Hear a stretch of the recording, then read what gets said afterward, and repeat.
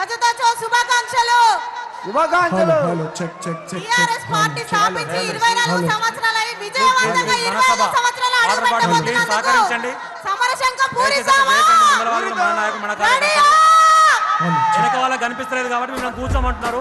ఇది అర్థం చేసుకొని వెనక వాళ్ళ కనపడే విధంగా మన వాళ్ళు సహకరించండి. Please brother. TRS party